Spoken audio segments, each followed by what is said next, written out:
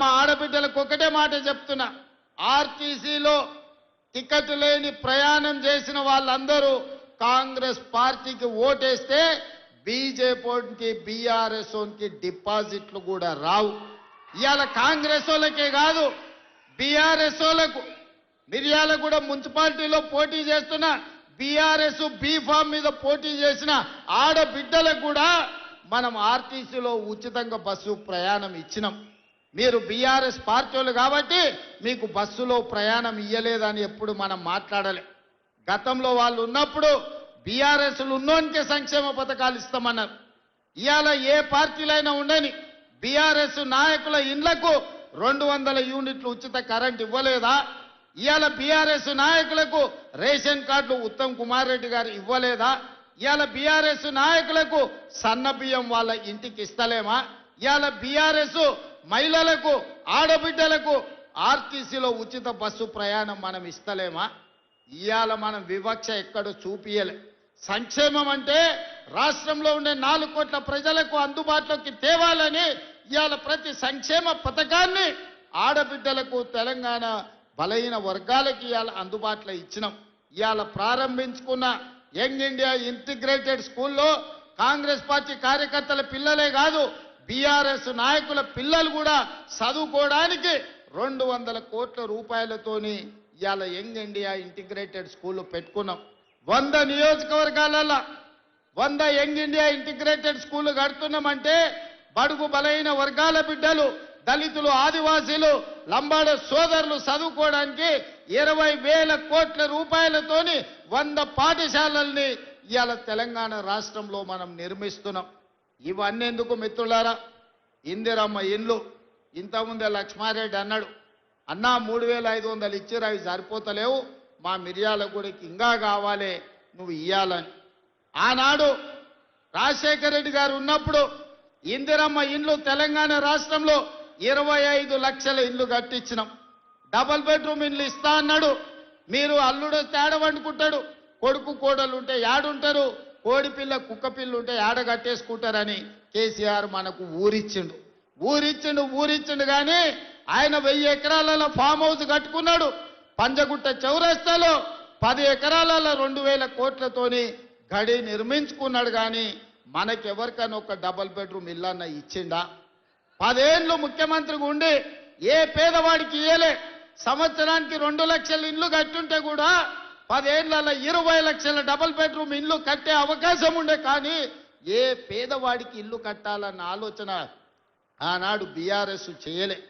కానీ మన ప్రభుత్వం అధికారంలోకి వచ్చిన వెంబడే నియోజకవర్గానికి 3,500 ఇండ్ల ప్రకారం 4,50,000 ఇండ్లు 22,500 కోట్ల రూపాయలతోటి ఇవాళ పేదోళ్ళకి ఇచ్చినాం. ప్రతి వారం మీ ఇంటి పన్నులు ఎట్లయితున్నాయో అట్లా మీ ఖాతాల నగదు పడుతుంది. దళారులు లేరు, లేకపోతే దగా లేదు. ఎవడు పేదవాడు ఉంటే వాళ్ళకి ఇందిరమ్మ ఇల్లు ఇచ్చి ఇల్లు వచ్చిన వాళ్లకు 5 లక్షల రూపాయలు ఇవాళ ఉచితంగా మనం ఇస్తున్నాం. ఇవాళ పేదలు ఇల్లు కట్టుకుంటారు. అందుకే లక్ష్మారెడ్డి ఇంకో 3,000 కావాలి మాకు మా మిర్యాలగూడానికి అని అడుగుతున్నాడు. ఒక లక్ష్మారెడ్డి కాదు, ఏడికెళ్ళినా ఎమ్మెల్యేలు ఒకటే మాట అంటారు, అన్నా ఏమన్నా ఇచ్చినా ఇవ్వకపోయినా సరే, మాకు ఛాయ్ మంచినీళ్ళు వచ్చినప్పుడు ఇచ్చినా ఇవ్వకపోయినా సరే, కానీ మాకు ఒక 3-4 వేల ఇందిరమ్మ ఇల్లు మా నియోజకవర్గానికి ఇవ్వండి, పేదోళ్ళ ఆత్మగౌరవం పెరుగుతుందని అడుగుతారు. అందుకే మిర్యాలగూడ వేదిక మీద నుంచి చెప్తున్నా, ఏప్రిల్లో నూతన బడ్జెట్లో మళ్ళీ లక్షలాది ఇండ్లు తెలంగాణ రాష్ట్రంలో పేదలకు ఇచ్చి పేదల ఆత్మగౌరవం పెంచే బాధ్యత ఇవాళ కాంగ్రెస్ పార్టీ తీసుకుంటుంది. సాగునీటి ప్రాజెక్టుల గురించి, లిఫ్టుల గురించి ఉత్తమ్ కుమార్ రెడ్డి గారు చెప్పారు. ఇవాళ మీరు ఆలోచన చేయండి. ఇవాళ ఈ నల్గొండ జిల్లా ఫ్లోరైడ్ ప్రాంతం కాళ్ళు వంకర, కన్ను వంకర, నడుము వంకరతోని కన్న పిల్లల్ని మంచాల గట్టేసి తల్లిదండ్రుల కూలీ పనులకు పోయే పరిస్థితి. ఏ రోజు కూడా ఈ సమస్యకు పరిష్కారం దొరకలే.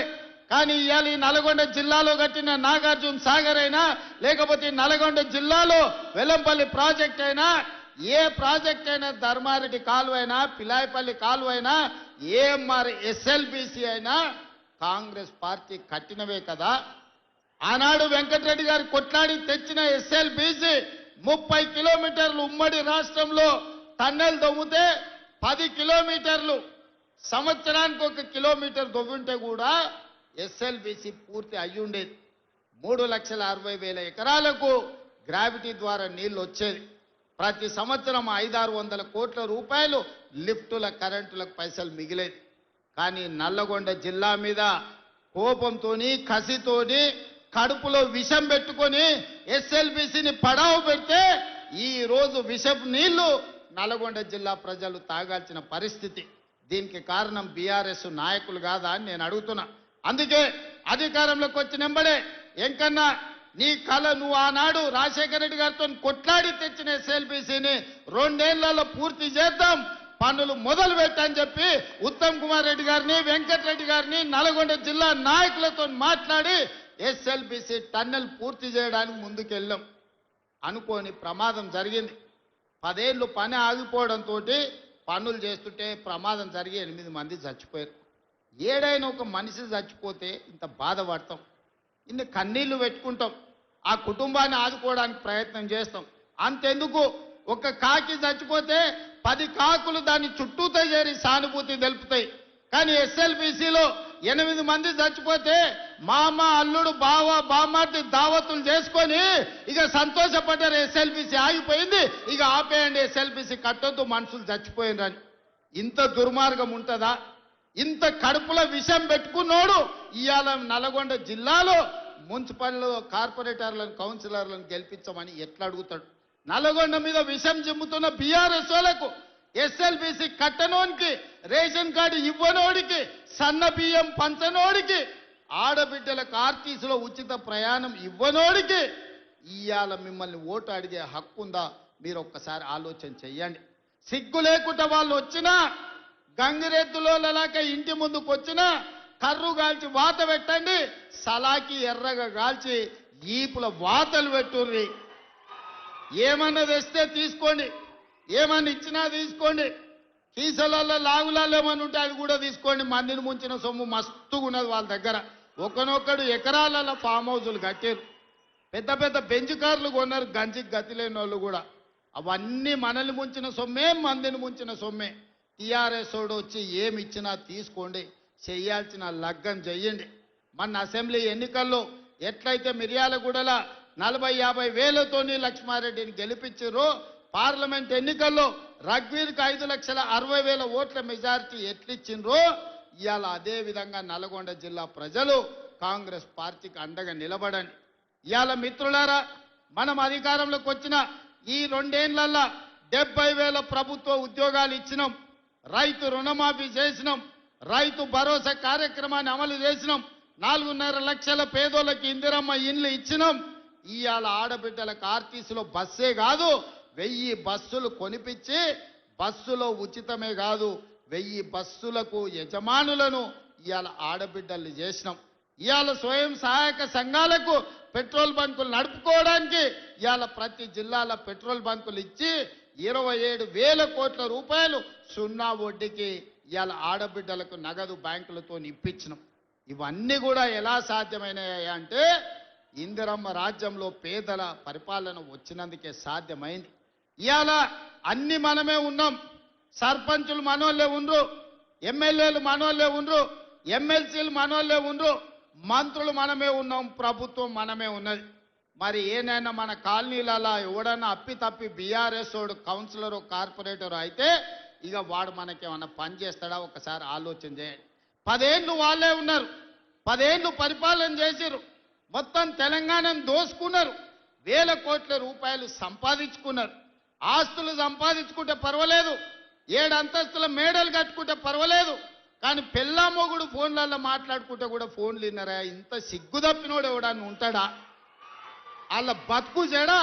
పెళ్ళా మొగుడు మాట్లాడుకుంటే కూడా జోలి ఇంటాడా ఎవడన్నా? జడ్జిలను వదలలే, జర్నలిస్టులను వదలలే, ప్రతిపక్ష నాయకులను వదలలే, పెళ్ళా మొగుడు జోలి వదలలే, సినిమా తారాలు మాట్లాడుకుంటుంటే వాళ్ళను కూడా వదలలే. ఎవడు ఏది మాట్లాడుకున్నా వాని ఫోన్లలో ఏం మాట్లాడుకుంటుండో వీడికి ఎందుకయా? వీడేమన్నా మనిషేనా? అసలు మానవ జన్మ ఎత్తడానికి అర్హత ఉందా? మంది ఫోన్ తినేటోడు అసలు మనిషా? అన్నం తినేటోడు ఎవడన్నా పెళ్ళ మొగుడు మాట్లాడుకునేది తింటారా? అట్లాంటి సన్నాసులకు మన పోలీసు వాళ్ళు నోటీస్ ఇచ్చారు. మా జాతిపితకు నోటీస్ ఇస్తారని. ఎవరికిరా నువ్వు జాతిపితవు? ఎవడు నీ జాతి? వినోద్రావు నీ జాత? ఎర్రబల్లి దయాకరావు నీ జాత? కుక్కడపల్లి కృష్ణారావు గారు నీ జాత?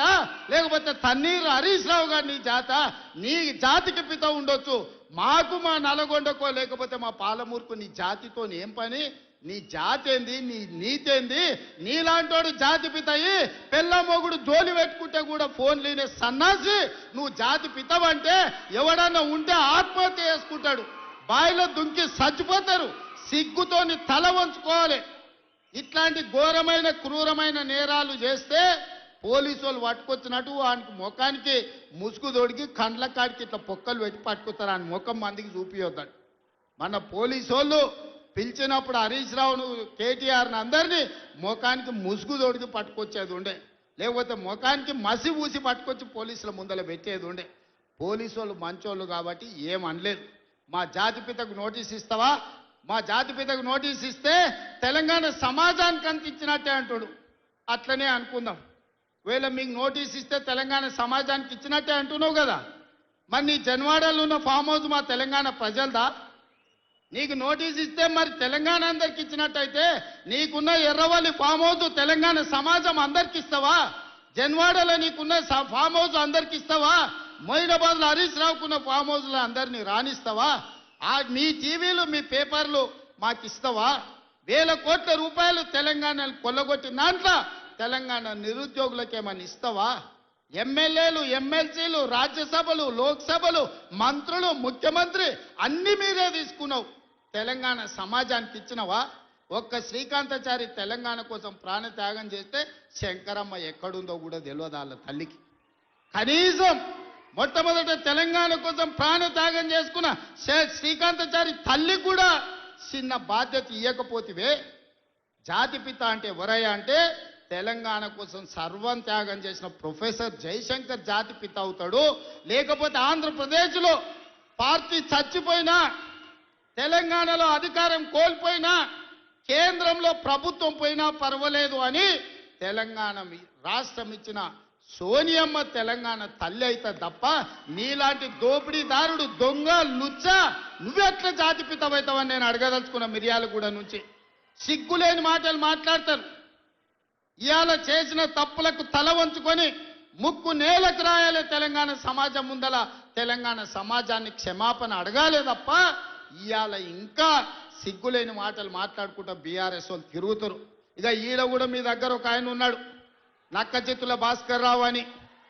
ఎవడయా భాస్కర్ రావు? ఎవడు? జానారెడ్డి చెప్పులు మోసినోడు కాదా? జానారెడ్డి ఇంట్లో నీళ్ళ సీసాలు మోసినోడు కాదా? జానారెడ్డి నమ్మి కన్న కొడుకు తీయకుండా నక్క చిత్తుల భాస్కర్ రావు టికెట్ ఇస్తే కాంగ్రెస్ పార్టీ కార్యకర్తలు మీ రక్తాన్ని చెమటగా మార్చి మీరు భుజాల మీద మోసి మిర్యాలగూడ ఎమ్మెల్యేని చేస్తే మీ ఆత్మ గౌరవాన్ని తీసుకెళ్లి ఎర్రవల్లి ఫామ్ హౌస్లో కేసీఆర్ కాళ్ళకాడ తాకట్టు పెట్టినోడు ఇవాళ మళ్ళా మీ దగ్గరకు వస్తున్నాడు. గాయన మనకు నాయకుడు. ఒక్కసారి ఆలోచన చెయ్యండి. ఇవాళ ఈ నక్క చిత్తుల భాస్కర్ రావు ఇవాళ మనోళ్ళు నామినేషన్లు వేస్తే బెదిరిస్తుండంట మీరు వాపసు తీసుకోవాలని. చింతపండు అవుతుంది భాస్కర్ రావు, నువ్వు అనుకుంటున్నామేమో.